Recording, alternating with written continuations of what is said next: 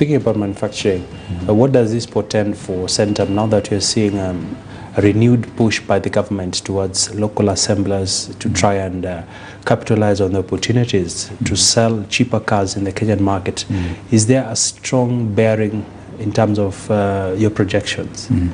Yes, so the government has indicated and has tabled proposals to support local assembly of motor vehicles. From remarks made by the Minister for Industrialization yesterday, the policy or proposed policy is anchored on commercial vehicles, having no further importation of used commercial vehicles. On passenger vehicles, reducing the age limit for imported vehicles from 8 years to 5 years. That's for cars with an engine rating of more than 1500 cc. And importantly also the government itself, the national government, supporting local assembly by only buying vehicles that are locally assembled, which makes sense because the government has an interest in ensuring that its citizens are gainfully employed in manufacturing, and also that they are spending the revenue they collect from the same companies that are paying taxes. So I think the government is moving in the right direction. What that means for local assemblers like Isuzu East Africa is then the plant that we've already invested in is now actually going to be fully utilized.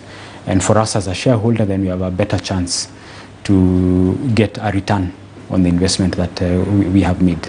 Okay. And it's a welcome move. I'm sure there'll be many other players joining in. And for us, the more people who are assembling locally, I think the better for each of us. So what's your overall assessment of our manufacturing sector, and what are the prospects like? So I think for the manufacturing sector, speaking briefly, what we require from government is really the right policy moves. I think we are seeing that in the assembly of motor vehicles. We are seeing the right policy incentives being put into place.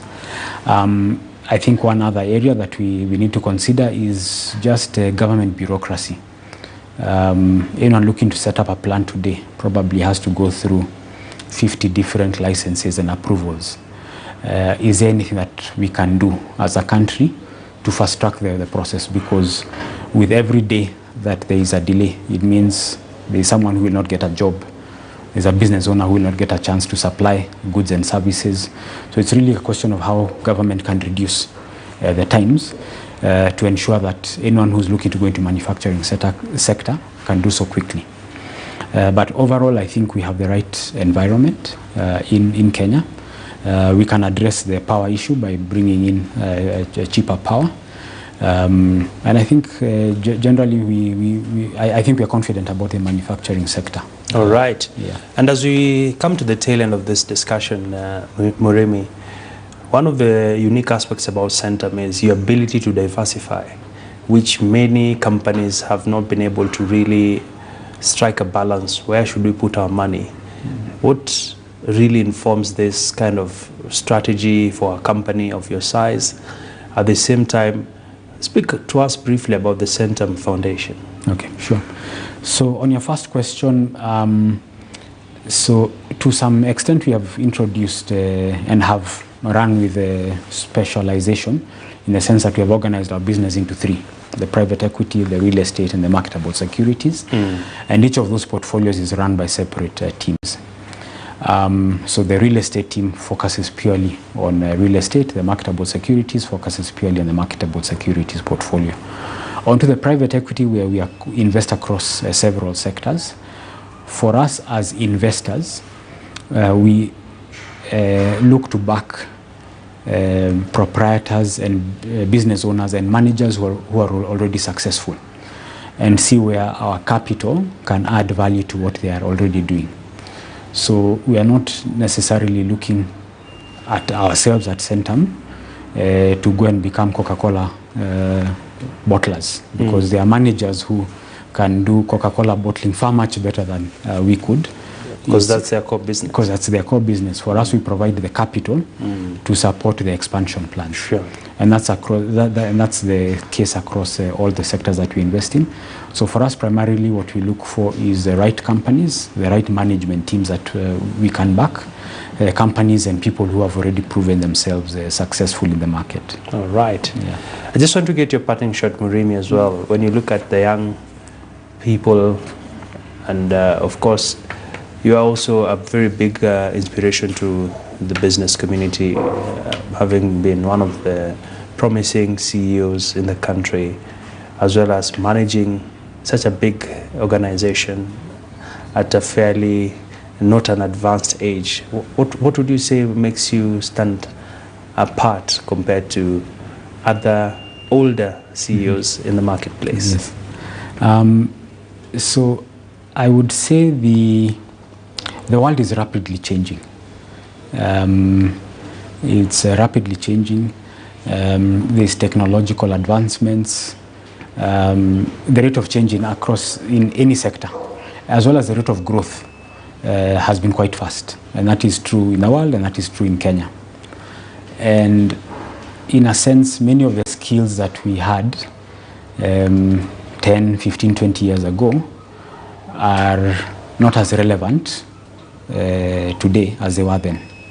So I think what makes a difference is ability to learn quickly and then apply and adapt even faster. And I think that's what has made the difference for Centum, that we've been able to learn and we've been able to adapt quickly based on the changing market environments. In a lot of the companies that we are invested in, one of the key areas that we're able to support them is in quick decision making. But that requires that you have a constant feel of what's going on, and you can quickly learn and adapt. I'll tie to your question earlier on the Centum Foundation.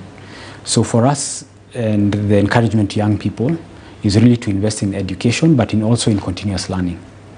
One of the things that we do as part of our social responsibility at Centum is we support a lot of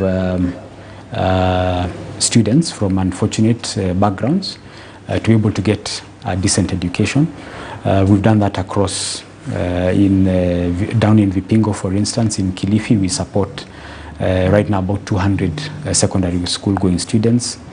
In Mathare, we completely built a new school in the new Mathare that supports about 1,200 kids. So for us, we see our responsibility as investing in the education of the young people, but then also that comes with a responsibility on their end to ensure that there is a continuous learning, because the world is constantly changing. The rate of change is coming much faster than we saw it previously. Thank you so much. Well, we've been speaking there to Fred Murimi, the Managing Director for Centum Capital, just giving us the lowdown on what the company is up to, as well as some of the key projects that are in the pipeline.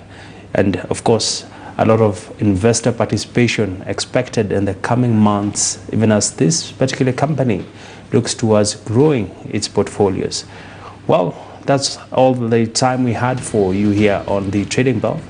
But over and above that, we also want to take a look at the market analysis for this week.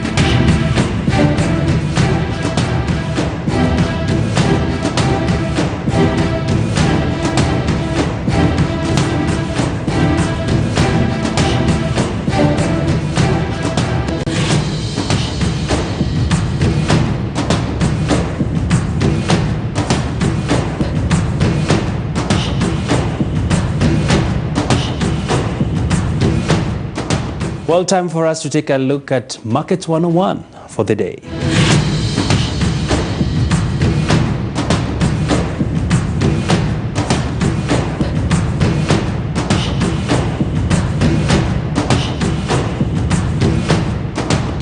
Well, it's time for us to go down memory lane and take a look at our historical fact for this week.